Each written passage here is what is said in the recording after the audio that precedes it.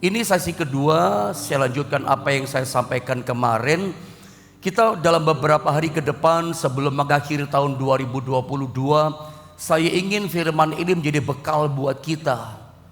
Mengakhiri tahun, memasuki tahun baru 2023, tidak ada kecemasan, ya, tidak ada ketakutan, tidak ada keraguan, apalagi kebimbangan. Yakin pasti ada gembala agung kita, itulah Yesus yang menggembalakan kehidupan kita dengan detail dan begitu teliti. Mari kita belajar kembali. Kita masih belajar tentang Tuhan adalah gembalaku. Kita baca ulang lagi ini ayat ya. Mazmur 23, saya baca ayat 1, saudara 2 nanti 6-nya sama-sama ya. Ayat 1 saya baca begini, kata firman Allah. Mazmur Daud, Tuhan adalah gembalaku, takkan kekurangan aku. Ayat yang kedua teruskan. Ia membaringkan aku di padang yang berumput hijau. Ia membimbing aku ke air yang tenang. Ayat 3, Ia menyegarkan jiwaku. Ia menuntun aku di jalan yang benar oleh karena namanya. Ayat yang keempat terus. Sekalipun aku berjalan dalam lembah kekelaman, aku tidak takut bahaya, sebab Engkau besertaku. Gadamu dan tongkatmu, itulah yang menghibur aku. Ayat 5 ya. Engkau menyediakan hidangan bagiku di hadapan lawanku. Engkau mengurapi kepalaku dengan minyak, pialaku penuh melimpah. 6 sama-sama 2 dan 3. Kebajikan dan kemurahan belaka akan mengikuti aku seumur hidupku, dan aku akan diam dalam rumah Tuhan sepanjang masa. Langsung kita lihat gambar yang pertama. Saya mengingatkan sedikit kalimat-kalimat kemarin yang saya sempat ajarkan sama saudara untuk nyambung dengan pengajaran yang Tuhan singkapkan buat kita pagi ini. Bagian yang pertama dikatakan Mazmur Daud. Kita sudah belajar kemarin. Nyanyiannya Daud yang ditulis oleh Daud itu merupakan pengalaman pribadinya Daud dengan Tuhan. Pengalaman tentang apa? Pengalaman tentang Daud menjadikan Tuhan itu menjadi gembala dalam hidupnya. Nah, saya masuk pada kalimat yang kedua, dikatakan Tuhan adalah gembalaku. Ternyata dalam terjemahan teks bahasa Ibrani, Tuhan gembalaku itu disalin dengan kata Jehovah Ra'ah. Dan ternyata kemarin kita belajar Jehovah Ra'ah itu memang yang pertama artinya adalah Tuhan adalah gembalaku. Tetapi ada arti yang kedua yang kemarin kita belajar. Artinya adalah Tuhan yang menemaniku. Jadi ketika kita berkata Tuhan kau adalah gembalaku, itu artinya adalah Tuhan itu menemani kehidupan kita. Coba saya rindu, saya ingin Anda punya iman pagi ini dalam hidupmu. Mulai chatting di gadget handphone saudara, atau chatting mungkin lewat apa yang Anda pakai hari ini. Chatting mulai katakan Tuhan adalah gembalaku, takkan kekurangan aku. Itu doa saya buat setiap kita. Memasuki tahun 2023 tidak ada yang kekurangan. Tidak ada yang kekurangan damai sejahtera. Tidak ada yang kekurangan berkat. Tidak ada yang kekurangan keharmonisan. Tidak ada yang kekurangan sejahtera. Tidak ada yang kekurangan kesehatan. Semua yang kita butuhkan disediakan oleh Tuhan. Tuhan memuaskan segala yang kita perlu. Orang boleh punya keinginan, orang boleh punya harapan, tapi yang memenuhi, memuaskan itu adalah Tuhan. Bagaimana caranya? Jadikan Tuhan menjadi gembala saudara. Menjadi Jehovah Ra'ah. Mulai tulis, Tuhan adalah gembalaku, takkan kekurangan aku. Jadi yang pertama, kemarin kita belajar Jehovah Ra'ah, Tuhan gembala kita, itu artinya Tuhan yang menemani hidup kita. Dia menjadi sahabat kita. Dia yang menyertai kita. Bukankah setiap Natal diberitakan, Alkitab tulis janjikan buat kita, Yesus itu dia adalah Immanuel, Allah yang beserta dengan kita, Allah yang di pihak kita. Lalu saya mau tanya sama saudara, lalu apa yang kita cemaskan gitu loh? Mengakhiri tahun ini, bahkan siap menyongsong tahun baru 2023. Apa yang kita takutkan gitu loh? Apa yang kita bimbangkan? Apa yang kita ragukan? Sebab dia adalah gembala kita, Jehovah Ra'ah. Dia selalu menemani kita. Dia Immanuel, dia beserta kita, dia di pihak kita. Apa yang Anda takutkan memasuki tahun depan? Meskipun berbagai macam prediksi yang ada, yang penting bukan persoalannya, yang penting bukan ramalannya. Saya berkata, Anda gak butuh ramalan, Anda butuh gembala yang agung. Anda gak usah tanya kepada peramal, Anda gak usah tanya kepada orang-orang pintar, nanti nasibku tahun depan bagaimana, nanti keluargaku, anakku bagaimana. Gak usah, kamu gak butuh ramalan kok. Anda nggak usah tanya bagaimana bisnisku, bagaimana kerjaanku. Anda nggak usah tanya kerjaan apa, investasi apa yang cocok buat saya tahun depan. Proyekku bagaimana, jobku bagaimana, rame apa sepi tahun 2023. Nggak usah. Anda tidak butuh ramalan. Saya berharap lewat rahasia firman yang disingkapkan buat kita setiap hari, terutama pagi ini, firman inilah kebutuhan saudara. Firman ini yang menggembalakan kita. Ada orang bertanya, bagaimana caranya saya mengalami pengalaman pribadi dengan Tuhan? Ikuti tuntunan Tuhan. Bagaimana kita mengalami kuasa Tuhan? Dalam kesukaran kita ditolong. Justru dalam kesulitan-kesulitan kita datang berserah kepada Tuhan. Dalam padang gurun kekeringan kita berdoa kepada Tuhan. Terima mujizat, terima jawaban, terima jalan keluar. Itu namanya saudara mengalami pribadi Tuhan, mengalami kuasa Tuhan. Kapan mengalami Tuhan? Dalam kesengsaraan kita, dalam masalah kita ditolong. Itu mengalami pribadi. Dan orang kalau sudah mengalami Tuhan, tidak tergoncangkan imannya. Itu sangat menolong kita untuk memasuki masa depan kita, menentukan hari depan kita, nggak tergoyahkan. Kalau dulu aku susah ditolong Tuhan, sekarang bahkan tahun depan Tuhan pasti tetap menolong aku. Yang penting buat kita bukan masalahnya kok. Yang utama buat kita bukan masalah besar, masalah kecil. Dengan siapa kita berjalan, ada dengan siapa posisi hidup kita, itu yang utama, itu yang penting dalam kehidupan kita. Dia Immanuel, beserta dengan kita. Roma 8 ayat 31 berkata, apakah yang akan kita katakan? Apa kata Alkitab? Jika Tuhan di pihak kita, jika Tuhan beserta dengan kita, siapakah yang dapat melawan kita? Anda tahu kira-kira jawabannya apa? Tidak ada yang bisa melawan kita. Tapi kalau Tuhan tidak di pihak kita, Tuhan tidak beserta kita, Dia tidak Jehovah Ra'ah menemani kita, beserta kita, semua orang bisa melawan kita. Dunia bisa melawan kita, masalah kecil bisa kalahkan kita, kesukaran kecil bisa kalahkan dan lawan kita. Persoalannya bukan besar kecilnya masalah kita, dengan siapa kita bersama. Kalau kita bersama dengan Tuhan, Tuhan di pihak kita, Anda pasti menang. Apa yang kita cemaskan? Hari ini apa yang Anda takutkan? Kalau Jehovah Ra'ah itu sahabat kita, menemani kita, itu jaminan buat kita. Dia menemani kok. Rahasia tembok Yeriko itu runtuh. Kenapa? Tuhan bersama mereka. Ketika bangsa Israel terpojok di Laut Taberau, nggak ada jalan keluar, depan buntu, belakang apalagi buntu, kanan kiri pun tidak ada jalan, terpojok kepepet mereka. Tapi Tuhan kasih jalan keluar. Kau ada jalan keluar, kau ada jalan yang baru. Ya, sebab Tuhan di pihak Israel, Tuhan bersama dengan mereka. Cuman satu kok yang membuat kita kalah, karena kita nggak di pihaknya Tuhan. Tuhan mau di pihak kita, kita nggak mau di pihak Tuhan. Maksudnya bagaimana pendeta? Hidup kita menyimpang.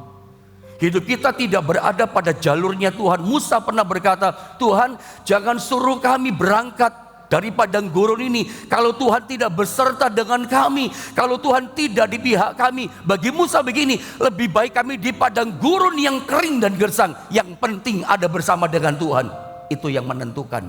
Yang penting Tuhan bersama kita. Makanya meskipun di padang gurun yang kering, gunung batu mengeluarkan air, tetap dipelihara dengan mana. Meskipun di padang gurun kesukaran yang luar biasa, tetap terpelihara. Saya ulang, lalu apa yang kita cemaskan? Dia Jehovah Ra'ah yang membuat kita kalah, yang membuat kita nggak menemukan jalan keluar, yang membuat kita hancur, terpuruk, terjun bebas karena hidup kita tidak ada di pihaknya Tuhan. Ayo kembali kepada Tuhan, kembali kepada sorot terang lampunya Tuhan, kembalilah seirama, sejalan, kembali ke jalannya Tuhan. Engkau yang sudah serong, engkau yang sudah mulai bimbang dan tinggalkan jalan Tuhan, ayo balik sama Tuhan, kembali kepada jalan Tuhan, kembali di pihak Tuhan. Kalau Anda di pihak Tuhan, Tuhan di pihak saudara, saudara pasti menang. Apapun tantangan tahun depan, Yehova Ra'ah itu menemani kita, itu bersama dengan kita. Itu yang kemarin pertama kita belajar. Yang kedua, Yehova Ra'ah yang kedua artinya adalah Tuhan yang menjamin. Ini kayaknya belum saya terangkan kemarin. Tuhan yang menjamin.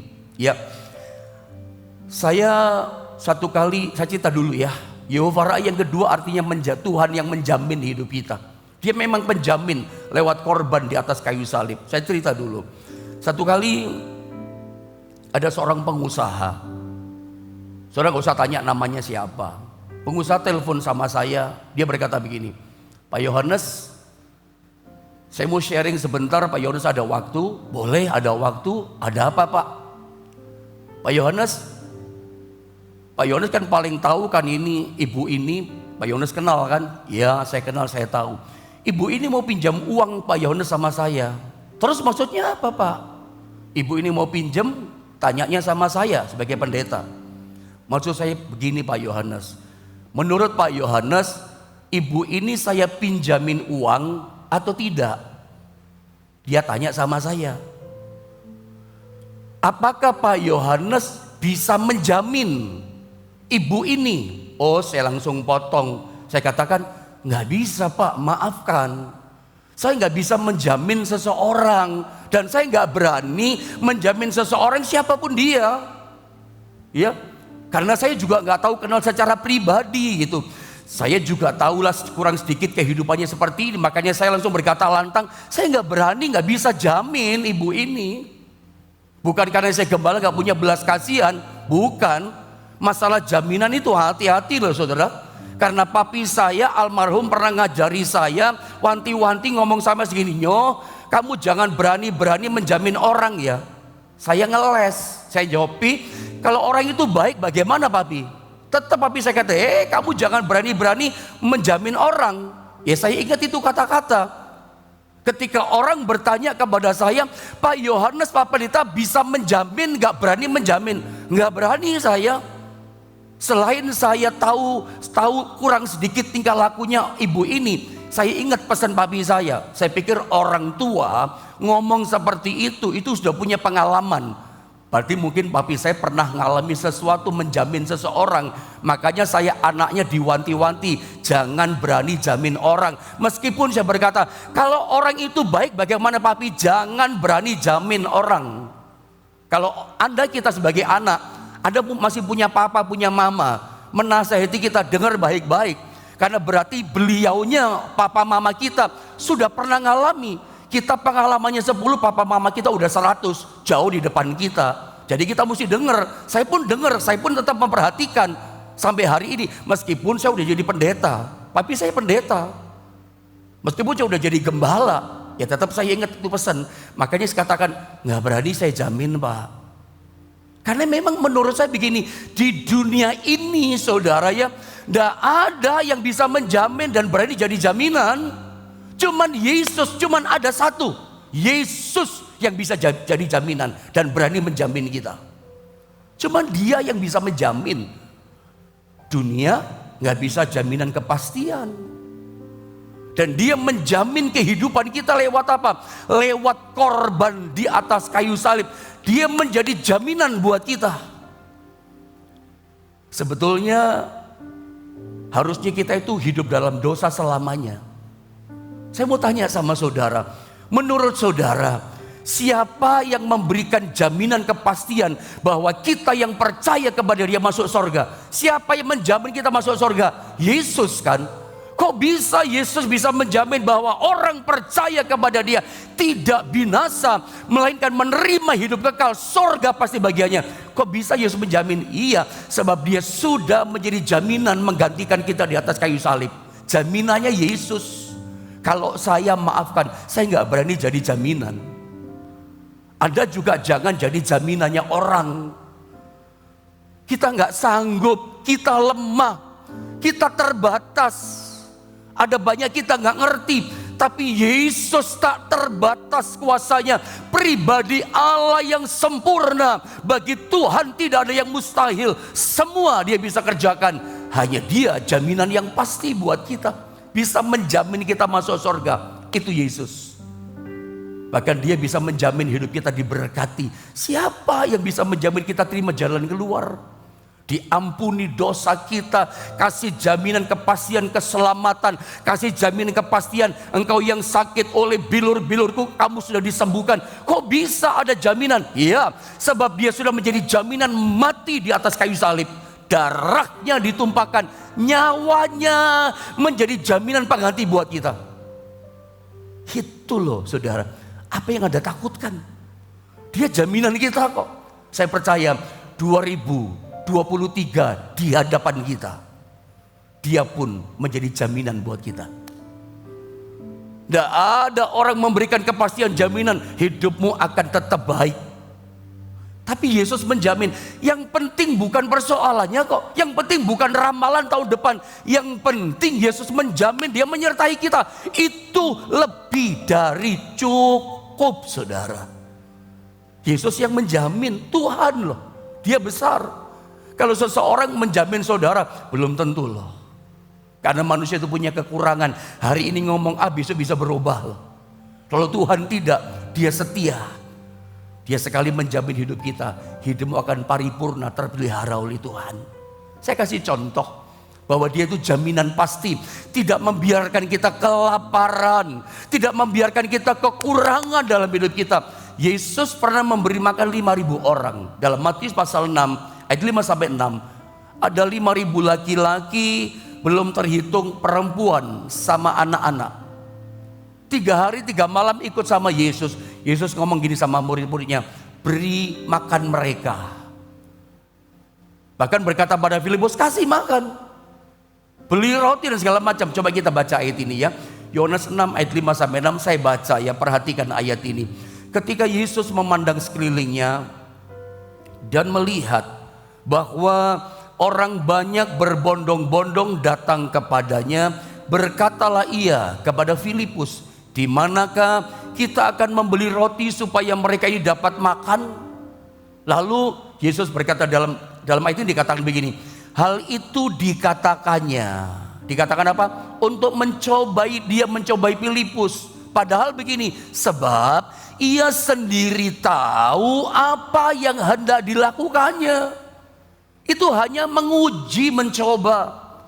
Nanti Filipus berkata, sekalipun kita punya uang 200 dinar, nggak cukup buat mereka. Lagian roti untuk 15.000 orang itu beli dari mana? Laki-laki saja 5.000, belum anak. Orang zaman dulu punya anak itu nggak cuma 1 loh. Bisa 10, bisa 12, sebutlah 1 saja anaknya bawa istri 1, udah 15.000 loh. Hari itu mau beli roti di mana coba? Kalau toh punya uang pun tidak ada. Ini kalau saya boleh simpulkan, ini pengeluaran lebih besar daripada modal. Yang dibutuhkan lebih banyak daripada yang kita punya. Hutangnya lebih besar daripada yang kita miliki. Lebih besar pasak daripada tiang gitu kira-kira. Tapi perhatikan, Yesus bertanya seperti itu, mau beli di mana roti? Hanya menguji. Tapi Dia tahu sebetulnya apa yang akan dilakukan. Percayalah Bapak Ibu Saudara, 2023 kita nggak tahu seperti apa yang terjadi di depan. Tapi percayalah, meskipun kita boleh nggak tahu ke depan seperti apa, kerjaan kita, keluarga kita, kesehatan kita, tetap saya mau katakan, Dia jaminan buat hidup saudara, Dia jaminan buat hidupku juga. Dia paling tahu apa yang dia mau lakukan dalam pekerjaanmu. Dia paling tahu apa yang dia mau lakukan buat masa depanmu. Dia tahu semua apa jalan keluar untuk saudara. Dia jaminan kita.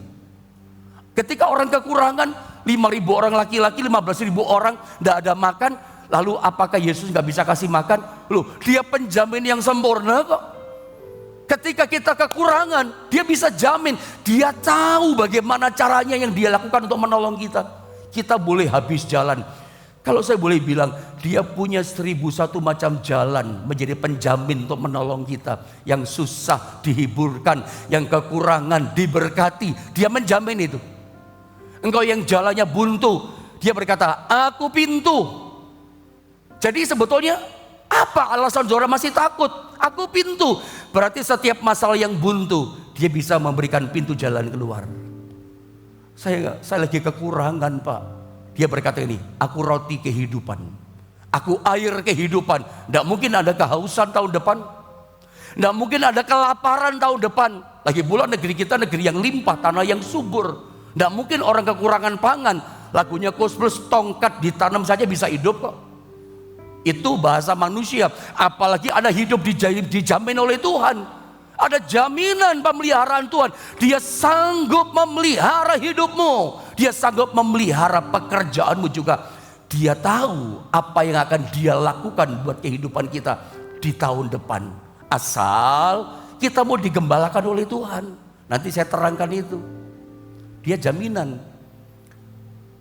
Kalau saya boleh berkata sama saudara, saya saja seorang pelayan Tuhan, hamba Tuhan yang tinggal di satu kota kecil namanya Jombang. Saya tahu saya melayani Tuhan gak sempurna. Saya melayani Tuhan dengan kata-kata yang terbatas, dengan pelayanan yang masih banyak kekurangan. Perkataan saya masih belepotan, penuh kekurangan. Saya saja pendeta dari kota kecil Jombang, melayani masih banyak kekurangan. Tapi kalau saya boleh berkata sama saudara, saya tetap dipelihara Tuhan. Saya harus berani bersaksi kepada saudara. Bukan kebanggaan ya, bukan kesombongan saya cerita.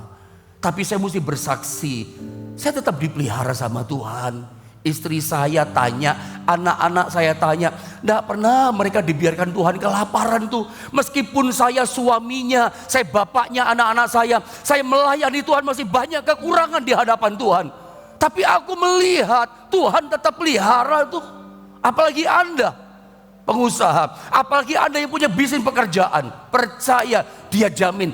Kalau Tuhan jamin hidup saya, hamba Tuhan di kota kecil yang banyak kekurangan ini, saya pastikan dengan iman dalam nama Yesus, Tuhan pun pasti menjamin, melengkapi apa yang Anda butuhkan. Saya ulang perkataan saya. Lalu alasan apa kita khawatir dan cemas mengakhiri tahun, masuk tahun depan? Dia Yehova Ra'ah, dia gembala kita. Yehova Ra'ah yang kedua artinya apa? Dia menjamin hidup kita. Yang menjamin bukan manusia loh, yang menjamin Tuhan yang berkuasa. Mungkin hari ini kau punya persoalan, tapi saya mau ingatkan, punya iman akan ayat ini. Dia penjamin hidupmu, dia sumber pertolongan kita. Saya mau masuk pada berikutnya saudara ya, supaya bisa selesai dengan beberapa waktu yang ada. Lalu dikatakan begini, coba sama-sama kita baca ya, Mazmur 23 ayat 1, kita ulang sekali lagi ya. 1, 2, dan 3. Mazmur Daud, Tuhan adalah gembalaku, takkan kekurangan aku. Ini pengalaman Daud. Ketika Daud menjadikan Tuhan itu menjadi gembalanya. Maafkan kalau saya katakan, kalau kita masih banyak macam-macam kekurangan. Macam-macam kekurangan kan. Ada orang kekurangan damai, ada orang kekurangan sejahtera, ada orang berkata, Pak, keluarga saya secara materi uang enggak kurang Pak, tapi enggak harmonis Pak rumah tangga saya. Bertengkar terus suami istri, anak-anak saya enggak harmonis Pak. Adik sama kakak, koko sama titinya sama cecenya tukaran terus Pak. Itu enggak harmonis. Harta ada tapi kurang diharmonis. Saya enggak ngerti kurangnya saudara di mana. Kurang ini, kurang itu, kurang segala macam, kurang ini dan segala macam. Kurangnya di mana coba? Sorry kalau saya katakan, kalau kita masih kurang ini, kurang itu, jangan hidup kita tidak tergembala dengan baik. Maaf ya, andanya kurang suka, kitanya nggak mau digembalakan sama Tuhan. Percayalah, selama kehidupan kita mau digembalakan oleh Tuhan, tergembala sama Tuhan, gembala agung kita, tergembala di gereja dengan baik, saya percaya ayat ini pengalaman Daud dalam nama Yesus jadi pengalaman kita semua. Tuhan adalah gembalaku, gembala pribadi kita, bukan gembala orang lain, gembalaku. Takkan kekurangan aku. Daud ngalami itu. Kalau terjemahan bahasa Inggris, dalam bahasa Inggris dikatakan, "The Lord is my shepherd, I shall not want." Tuhan adalah gembalaku, takkan miskin aku. Tidak ada yang kekurangan, tidak ada yang miskin damai sejahtera, tidak ada yang miskin kekurangan berkat, tidak ada yang miskin namanya jalan keluar, tidak ada yang kekurangan mujizat anugerah, selalu ada kebaikan Tuhan. Kurangnya di mana? Kalau kita kurang ini, kurang itu, kurang segala macam, jangan-jangan kita memang tidak tergembala dengan baik. Anda bertanya, tergembala maksudnya bagaimana pendeta? Ya ikut dong tuntunan Tuhan. Perkataan Tuhan ikuti. Apa perintahnya lakukan. Gembala domba, kalau dia gembala kita kawanan dombanya. Ikuti langkah gembala kita. Tuhan ke kanan, kita ke kanan. Tuhan maju, kita maju. Tuhan katakan bertobat, bertobat. Tuhan katakan setia, setia. Ketika Tuhan menegur kita dalam firman-Nya berkata, ampuni, ampuni, itu tergembala. Firman Tuhan berkata, hai istri tunduk kepada suami, melakukan. Itu namanya domba yang tergembala. Anda ngerti maksud saya ya? Jadi jangan tanya lagi, maksudnya hidup tergembala bagaimana? Sebab ada jaminan. Kalau saudara mau taat, tunduk, setia sama penggembalaan Tuhan, sama kata-kata komandonya Tuhan, ada jaminan loh, takkan kekurangan aku. Kalau masih kurang ini, berarti jangan-jangan kita tidak tergembala dengan baik. Kurang setia, kurang nurut, kurang apakah hidup kita? Makanya sampai kita mengalami kekurangan ini segala macam. Nah pertanyaannya, saya sambung. Bagaimana caranya Tuhan menggembalakan kita? Bagaimana caranya dia menggembalakan kita? Ayo lihat ayat yang kedua, Mazmur 23 ayat kedua. Ini cara Tuhan. Kalau kita sudah mau digembalakan, nurut domba, ikut sama gembalaannya Tuhan. Tuhan maju, kita maju. Tuhan katakan ampuni, iya Tuhan saya ngampuni. Jangan nyimpen dendam, iya Tuhan aku melepaskan pengampunan. Taat, aku taat Tuhan. Itu namanya Anda tergembala. Salut saya sama saudara, tergembala. Kalau Anda sudah tergembala dengan baik, Tuhan akan menggembalakan saudara. Bagaimana caranya Tuhan menggembalakan kita? Keren, indah. Makanya tergembala saudara, nurut sama Tuhan. Anda akan digembalakan sama Tuhan. Tuhan senang menggembalakan kita. Bagaimana caranya menggembalakan kita? Ayat 2. Mari sama-sama kita membaca ayat 2 dan 3. Ia membaringkan aku di padang yang berumput hijau. Ia membimbing aku ke air yang tenang. Yang pertama dikatakan ia membaringkan aku. Coba bilang sama-sama saya, ia membaringkan aku. Coba chatting saudara, Tuhan membaringkan aku di padang yang berumput hijau. Panjang ya, ia membaringkan aku. Coba Anda lihat gambar berikutnya. Kata membaringkan itu kata yang apa ya? Kata yang tenang. Tuhan yang membaringkan kita. Bagaimana cara Tuhan menggembalakan kita? Iya Tuhan itu membaringkan kita. Itu kan bahasa yang santai, bahasa yang tenang, bahasa yang adem sejuk. Tuhan membaringkan kita. Ini kan bukan bahasa yang kerja keras, bukan bahasa yang susah payah, peras keringat, banting tulang. Tapi ini santai, tenang loh Tuhan ngomong. Tuhan membaringkan kita. Bahasa kerja keras, banting tulang, peras keringat, banting-bantingan begitu kerjanya. Itu bukan bahasa orang Kristen, bukan bahasa anak Tuhan. Kita hidup dalam anugerah loh. Dia membaringkan kita. Dikatakan di padang yang berumput hijau. Dia membaringkan kita di padang yang berumput hijau. Dia baringkan kita bukan di pasir yang panas. Dia membaringkan kita bukan di batu yang cadas, yang keras. Dia membaringkan kita bukan di batu karang yang tajam. No. Dia baringkan kita di tempat yang terbaik, di padang yang berumput hijau. Dapat sesuatu nggak saudara? Dia baik loh. Asal kitanya mau nurut, digembalakan sama Tuhan, taat, setia, taat sama Tuhan. Dia akan senang gembalakan kita. Nanti saudara pasti dibawa, dituntun Tuhan, dibaringkan di satu tempat yang namanya padang yang berumput hijau.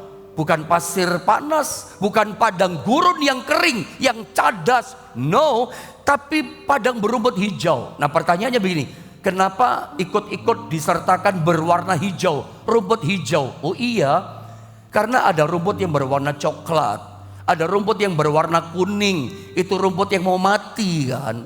Rumput yang sudah mau mati itu coklat, kuning lalu coklat. Makanya jelas bahasanya, Tuhan itu Tuhan yang jelas kok. Makanya ada kata, dia akan tuntun kita, dia akan bawa kita di padang yang rumput hijau. Kenapa berwarna hijau? Karena hijau itu adalah gambaran, bicara tentang green is the color of hope, warna pengharapan. Hijau itu bicara pengharapan nomor 1. 2, hijau bicara kesuburan. Setuju dengan saya saudara ya? Hijau kemudian bicara prosperity, kemakmuran, itu hijau. Dan keren ya, luar biasa. Ada satu gambaran buat hidup kekristenan kita. Tuhan akan tuntun kita. Tuhan bawa langkah-langkah kita, kawanan dombanya dibaringkan. Aduh enak banget dibaringkan, ditidurkan Tuhan. Nyaman ditidurkan di padang yang berumput hijau. Diistirahatkan di satu tempat yang namanya padang yang berumput hijau. Subur, makmur. Bahkan apa? Bicara pengharapan. Hidup Kristen hidup penuh pengharapan. Makanya warna hijau. Hijau bicara pengharapan. Lambang orang Kristen yang pertama adalah salib. Anda tahu itu. Itu kayak sidik jarinya kita, salib. Yang kedua, lambang orang Kristen di dunia ini itu digambarkan dengan namanya pohon terang, pohon Natal, pohon cemara. Evergreen tree, pohon cemara yang selalu hijau. Makanya setiap Natal selalu pohon Natalnya pohon yang hijau. Ya walaupun saya ngerti sih, kadang-kadang di kota besar pakai white Christmas, warna pohonnya bukan hijau tapi putih. Menurut saya itu nyalain aturan. Tapi ya silakan, saya tidak menyalahkan.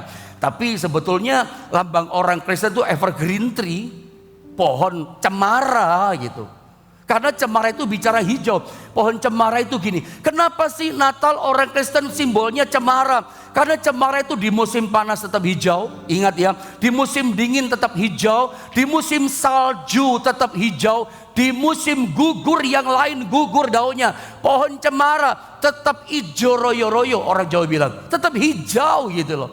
Mau musim gugur tetap hijau.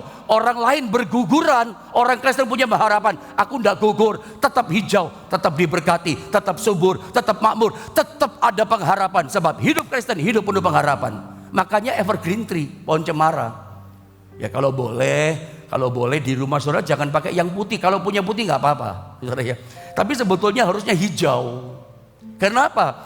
Hijau itu lambang kekristenan kita. Di musim kehidupan apapun juga tetap hijau kita, tetap ada pengharapan. Dan saya berdoa tahun depan, meskipun ada yang berguguran karena kita nggak tahu apa yang terjadi di depan kita, saya percaya, saya doakan kalau kita tetap tergembala, mau digembalakan sama Tuhan, Tuhan pun akan senang menggembalakan saudara. Anda akan dibawa tetap hijau. Anda mau hijau? Dan Tuhan akan menghijaukan saudara. Saya buka satu ayat Wahyu pasal 4. Karena waktu saya lanjutkan besok ya. Saya baca dulu satu ayat ini lalu selesai. Saya lanjutkan besok maksudnya. Belum selesai. Panjang ini ngomong ayat saudara ya. Ayo sama-sama kita baca. Kita akhiri dengan ayat ini. 2, 3. Segera aku dikuasai oleh Roh dan lihatlah sebuah takhta berdiri di sorga. Dan takhta itu duduk seseorang. Dan dia yang duduk di tahta itu nampaknya bagaikan permata yasmis dan permata sardis. Dan suatu pelangi meliputi tahta itu, gilang gemilang bagaikan zamrud rupanya. Lihat. Kenapa ada kata hijau? Karena di sini dikatakan Yohanes lihat pintu surga terbuka. Ada satu takhta, Yesus duduk di tahtanya. Wajah Yesus, rupa Yesus katakan seperti permata yasmis merah. Yesus merah, saudara. Permata sardis itu juga merah. Tetapi ada satu pelangi melingkupi takhta itu, gilang gemilang bagaikan zamrud rupanya.